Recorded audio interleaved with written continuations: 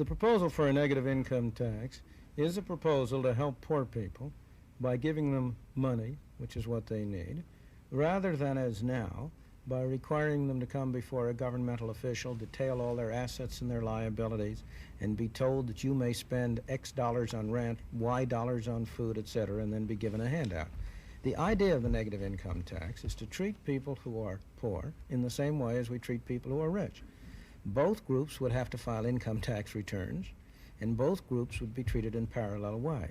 There are other proposals which have been made under the name of guaranteed income, which would say, let's set a level like $3,000. Then if a family has less than that, we'll make up the difference. Now, the trouble with such gap-filling programs, with a program which says if you have less than $3,000, we'll make up the difference, is that you destroy the incentive of people to earn anything. Why should anybody go to work and earn it? Because if a family on relief, if, let's say, a woman, as currently is mostly the case under aid to dependent children, if a woman who is on relief takes a job and earns $100, and she's honest, she is required to have her relief payment reduced by $100. That's one of the ways in which we've been producing poor people. Yes, but it would be easy enough to modify that system without invoking your revolutionary substitute. Not at all. Impossible. How? Well, you say because it's politically difficult. No. Never mind the political difficulty. How would you modify it? Well, presumably by permitting her to keep one half of that $100. Yes, but then look at what happens. Yeah. Let's suppose you go that route. And now I have two people, both of whom are working at the same job, both of whom have the same wage. But one of them, before he had that job or she had that job, was on relief, and the other was not. The person on relief ends up with a higher income than the person who is not. Under the existing system? Under your plan. Yeah. No, under your plan. If you were, in fact, I haven't advanced the plan yet. No, under the plan you mentioned. Yeah. Under a plan where you said, well, now 4 people on relief, if they get a job, we'll let them keep half their earnings. The effect of that is to treat people who ought to be treated the same differently. It's thoroughly inequitable, and I think nobody would stand for it very long. The virtue of an income tax arrangement is precisely that it treats everybody the same way. Anybody whose income is $2,000 with a family of 4 gets treated exactly the same way, and there's none of this unfortunate discrimination among people. Well, I see that point, and it certainly is a logical extension of the whole idea of rule by law. But in fact, don't we know from the evidence of our census that the poor, the people who are poor because they are completely unmotivated, and because there is some sort of a neurotic block that keeps them from acting in the way that if you deal with universals, you would expect them to act. Now, you say, or do you say, that they should be treated alike? What are you going to do with a poor person who, having consumed his $3,000 or whatever it comes up to under the negative income tax, spends all of that on the races, and then turns to the community and says, this is the 2nd of January, and I have consumed my year's income.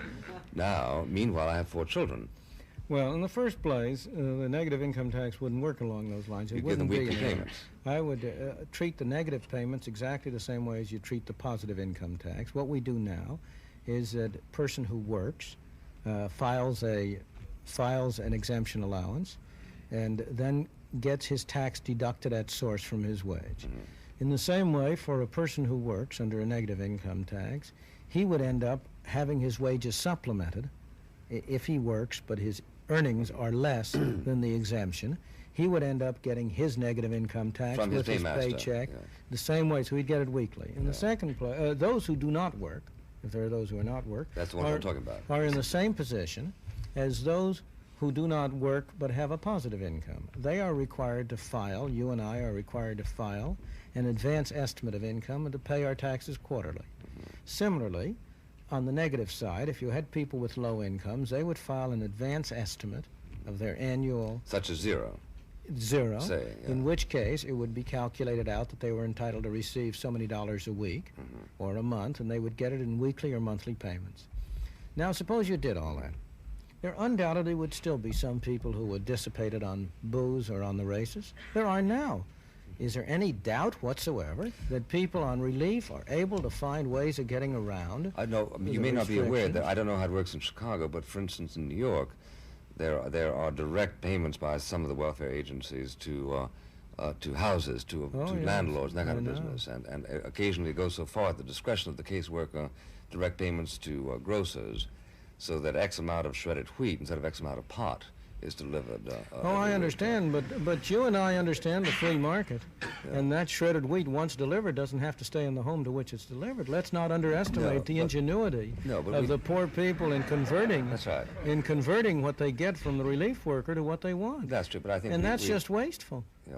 They would be far better off if we just gave them the money and let them spend it. The welfare worker today is not really someone who is able. This is why welfare worker is such an unattractive occupation, because a welfare worker is not in a position to help the relief recipient. Well, he some is are, a some policeman aren't. and a spy. In loco parentis. No, the kind of spying I was thinking of was was standing outside a woman's apartment at 3 o'clock in the morning to make sure she is not entertaining a man who might be be charged with support for the children. Yeah, these are abuses. These are abuses. Or but making dismiss the sure abuses. that but they're mostly abuses. You have a system which stimulates abuse. Aren't you evading the point? Let me go back that, to your abuse, absent the abuses, you've still got a situation in which somebody has got to concern himself over the administration of the family by somebody who's a member of the disorganized poor. As I say, elementary things like have they had their vaccination? Let me take that. Let me go to that point. As I would say, first, at the present time, we're not doing it. In the second place, for a great large fraction of the people who are being helped, they have every incentive to do it themselves. If we give them the money, we will strengthen their responsibility. Third, under any system, you're going to have hardship cases. You're going to have the special problems. You're going to have the people you talk about. One of the great virtues of the negative income tax, in my opinion, is that by taking off the mass burden of income maintenance, it would make it possible for private charitable organizations to do a useful function of just the kind of thing you're talking about. And it seems to me, experience suggests that our present welfare programs are clearly very much subject to this danger. Look at what's been happening. In a period of unprecedented prosperity and affluence, the number of people on the welfare rolls has been skyrocketing. Why? Because once they get on, we make it almost impossible for them to get off. In order for somebody who gets on to get off, he or she has to be able to have a really good job, because to earn a little bit, get off gradually, now doesn't pay. Under a negative income tax, you would have give the poor people a possibility of getting off gradually. They can earn an extra $100 or an extra $200 and be better off.